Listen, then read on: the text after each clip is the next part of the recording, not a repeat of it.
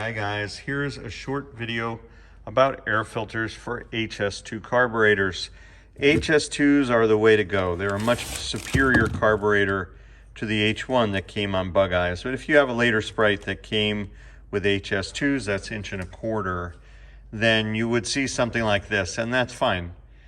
The problem with these air filters, and that's the topic of this video, is that all the air has to run down tube A or tube B.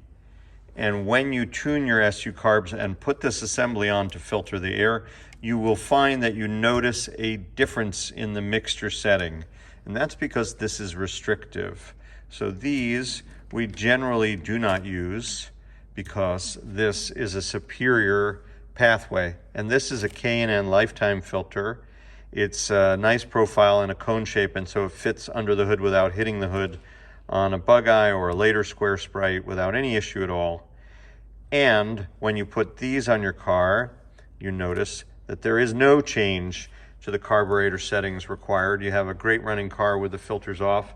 You put these filters on, you still have a great running car. And that's because they breathe fantastically well, 360 degrees.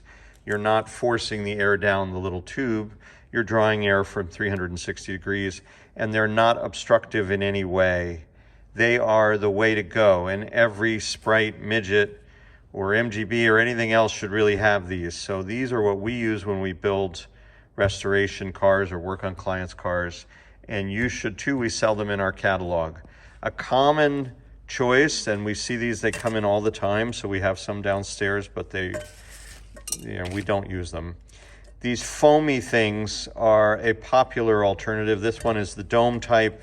There's also a pancake foam filter, and the problem with these and why we don't use them is exactly what you see right here. There are holes in the foam. The foam decays, it ages out, it delaminates, it dries out, it sticks to metal, it pulls apart. All these little fragments of foam are basically ultimately ingested by your engine. So they're really not very reliable. And I just find this to be the wrong way to go because of lack of durability.